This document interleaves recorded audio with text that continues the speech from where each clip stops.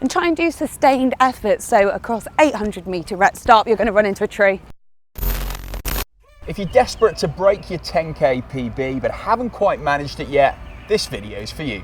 Here's how to get faster over 6.2 miles and get that smug, triumphant PB glow. And if you're new around here, we upload new videos every week all about running, so don't forget to subscribe to the running channel, hit the bell icon so you get notified when we do.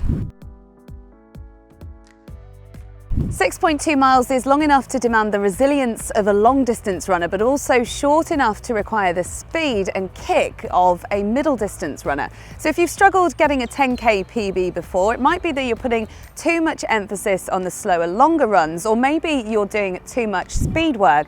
The key to getting a 10k PB is striking a balance between the two. This might sound counterproductive, but to run a faster 10k, you need to be able to run a slower 10k. Covering that distance and further frequently during your training is really necessary to see quite how fast you can nail that 6.2 miles. There are a number of ways that you can build this into your training that isn't just going out and plodding along until you hit 6.2 miles. Firstly, a long run. Doing 10 miles or more at least once a week at a much slower pace than your race pace. And secondly, run more. Building 30 plus miles weekly into your routine is a great start for intermediate runners. This might sound simplistic, but the only way to run faster is, well, to run faster. That means running short intervals so that race pace starts to feel more comfortable. Now, this is not a flat-out sprint, as that's not really specific to 10k, but it does mean running faster than your 10k race pace. To run a good 10k, you need to run strong at distances either side. So thinking about your 5k and also maybe 15k or up to half marathon too. So when you're running at a faster pace, try and do it at your 5k pace or even 3k pace, and build in reps of 600 metres or 800 metres, even up to a kilometre, with a total volume of 3 to 6 kilometres. It doesn't have to be every run, it doesn't have to be every other run, but when you do build speed work into your schedule, it needs to be strong and sustained. You can do this on the track. Watch our video on track running for more on that one, but basically anywhere where you've got a bit of space, so roads, in a park, anywhere that you can just get out and run. You don't need a GPS watch for it, although you can go out and buy one if you want, but what you do need is just some form of digital watch to track your progress. But what you do need is a bit of willpower and the ability to get out of your comfort zone. We've talked about running distances either side of your target race distance. Now, tempo runs are a great way of making sure that you're aerobically fit. These are run at your lactate threshold, which is more or less the speed you could sustain for an hour. Start at 2 miles once a week and build up to 5 or 6. Running hills can help you with your endurance over the 10k distance. That's because it forces you to work harder than you would do on the flat. It also improves your cadence and makes you drive your arms and lift your knees. What you shouldn't do though is push yourself as hard on hills as you do on the flat. You should try and maintain an even effort. So that's probably going to be a little less on the hills compared to on the flat. Try this hill session if you're chasing after a 10k PB. So pick a reasonably steep hill, run up it 30 to 60 seconds, then take 1 to 2 minutes to catch your breath and walk slowly back down to the bottom. Start with 5 to 6 reps and build up to maybe 8 over the course of a number of weeks. As you progress, you could add a short block of tempo running beforehand, so 1 to 2 miles at your threshold pace, 3 minutes rest, and then straight into those hills. If you're really brave, you can add another block of tempo running at the end. Practice running at the exact pace you want to be hitting on race day.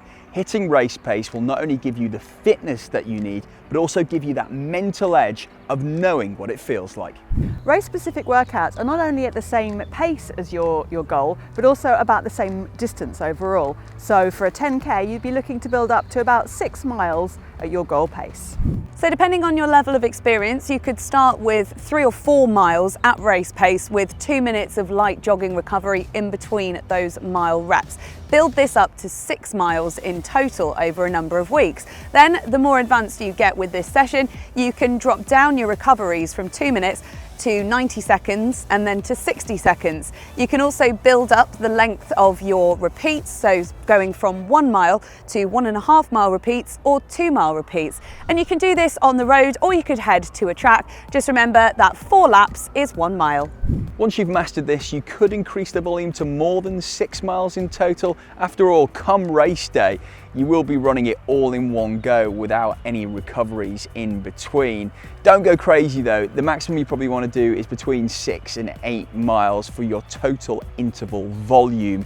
And 6 is likely to be enough if you keep the pace up and the recoveries down.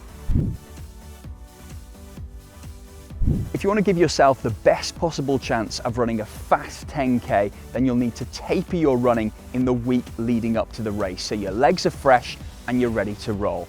In the week leading up, in those final few days, you need to be cutting down on your running, and your last faster running pace should be 4 to 5 days before race day. Fueling for a 10K PB is much simpler than the likes of a half marathon or a marathon. There's no real carb loading involved. Just make sure that you maximise the amount of glycogen available in your muscles to use up during your race by eating a carb-rich meal the night before and again on the morning of race day. You might even like to top up your carb reserves on the morning with a sports drink or something, but make sure you practice it in training, nothing new on race day. Now 10K is a distance where it is incredibly easy to set off way too fast, run out of energy and crash and burn before the end. That's why it's really important to practice your race pace in training and to be sensible when it comes to race day itself. Do not be tempted to start too fast. If you've got a friend or teammate who runs at the same pace you're aiming for, then enlist them as your pacemaker. That way you'll keep the right tempo from the start. Come on, faster. Come on. Come on. Some organised races will also have pacers who'll be hitting certain times throughout the race, so you can keep an eye on them throughout. Whatever you're doing, you want to be thinking about your strategy for the whole race, and the smartest runners will always try to run even or negative splits, so running the second half of the race quicker than you've run the first. Now try to keep your head in the right place when you're running. Thinking negative thoughts like this is too fast, I can't do it, it's too far to go, can be really self-destructive. Hopefully you found some tips there that will help see you through to your 10K PB. Got anything else to add? Maybe we've forgotten something? Leave us a comment below and we'll see you next time on the Running Channel.